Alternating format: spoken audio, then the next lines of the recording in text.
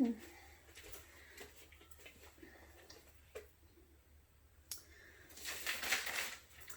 right. The 16-foot storm surge, 8,000 perished, nearly wiped out a whole island with 37,000 residents on it.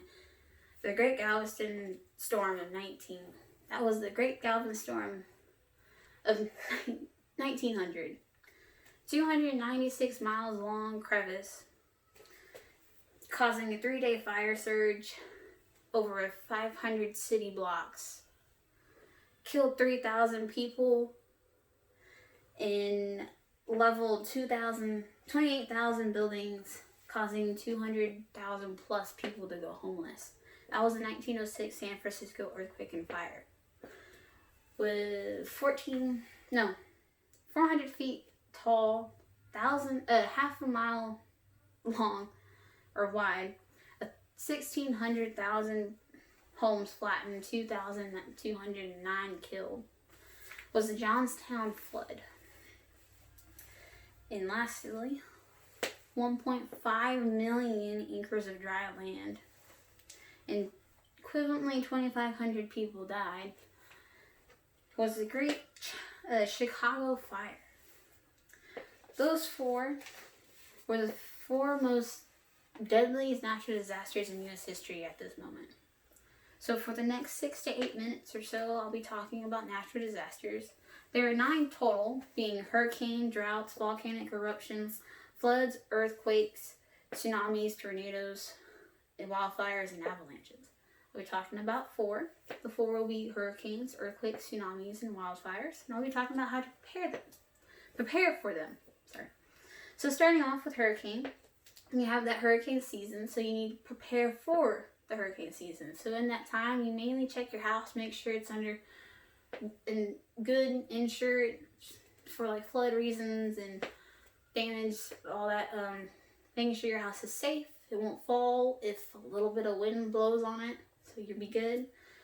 And then you have to make sure you can have the ability of getting supplies for like food, water, fuel, batteries, etc.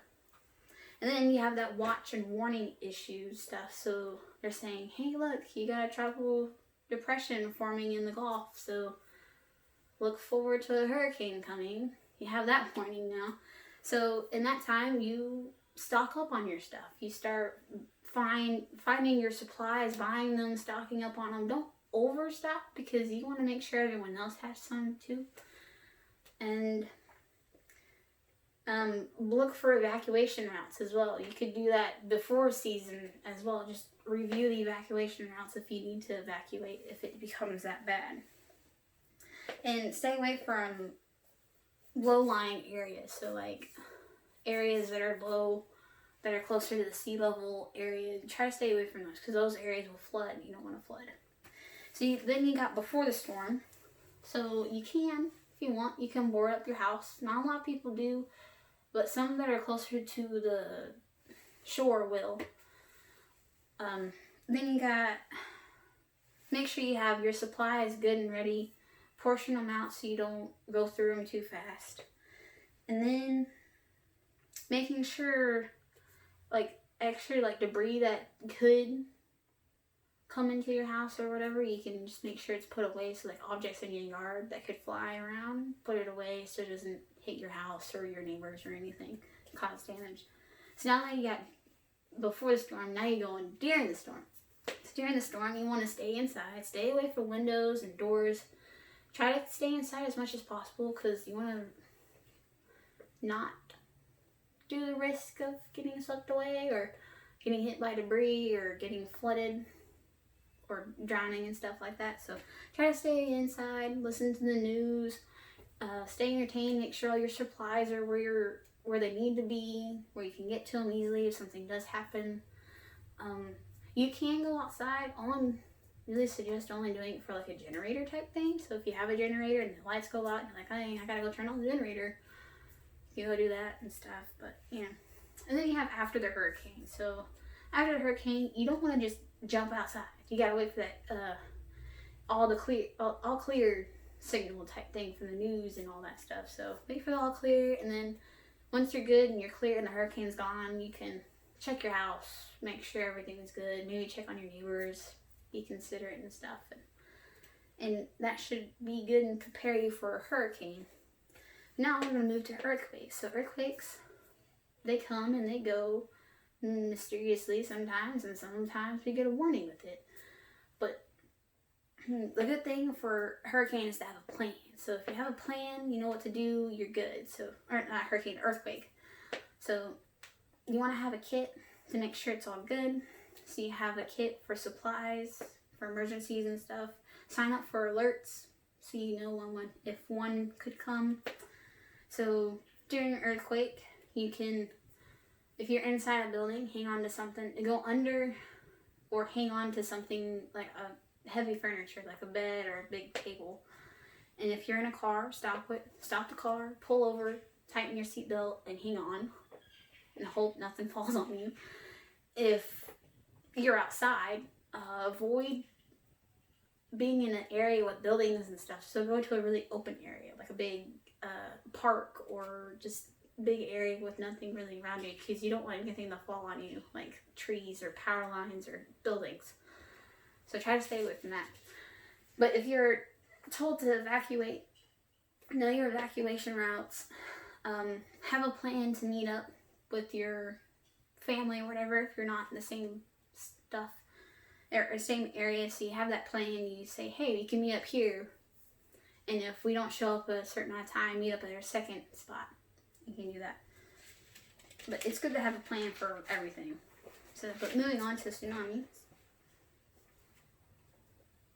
We got tsunamis kind of relate with the earthquakes type thing. So most of the time when you have a tsunami, before you have an earthquake. So first, you're going to prepare for your earthquake.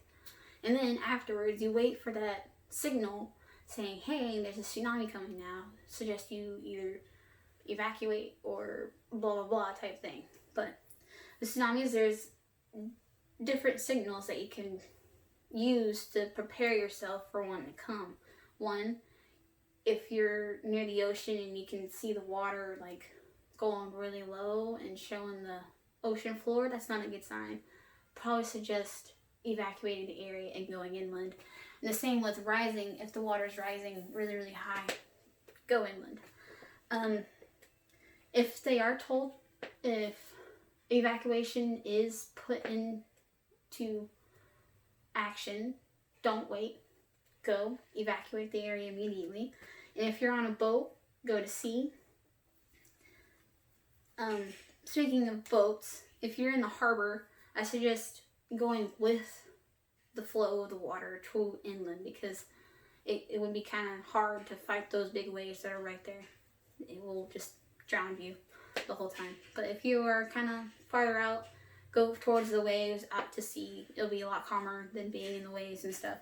But during a tsunami, if you're on land, suggest trying to find a shelter that's at least 100 or more above sea level, 100 feet or more above sea level. And if you're in the water and you're during the tsunami and you're in the water, find something that floats, like a door or a tree trunk, and just hang on there and hope and pray that you don't get hit or dragged under by debris or something.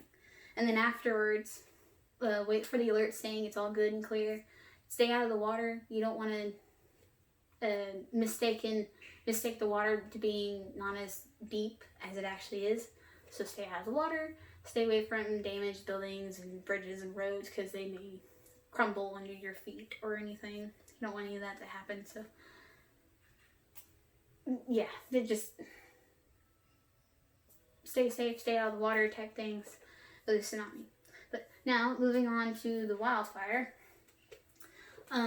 Wildfires, they are pretty prominent in California area, so yeah, along with the earthquakes and stuff. But with a wildfire, of course, you can have a plan. You have an evacuation plan, know your evacuation routes. Have a safety kit just in case you get trapped somewhere. Have your supplies with like water, shovels, axes, just in case you need to use them. For your house, so how to prepare your house would probably be just keeping it up to par. So like making sure the lawn's good and clean and all that stuff, and making sure trees aren't too and like cutting off dead branches on trees and stuff, preventing stuff to fuel the fire more. If you have sprinklers, turn them on. Make sure everything that you want safe around your house is all good and wet so it doesn't catch fire. And during it, if you're not told to evacuate, if you're told that you can stay home, make sure the windows and doors are all closed because you don't want to create a draft. You want to prevent from doing that. Cut off all your gas sources. Keep them off so you don't have that extra power for the fire to use.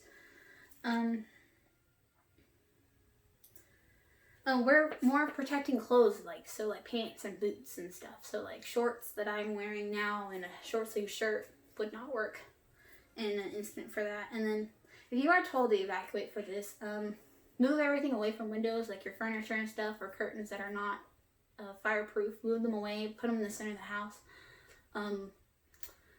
and just try to take as much valuable things with you as you can. Not too much because you don't want to slower the evacuation type thing. But yeah, that's it.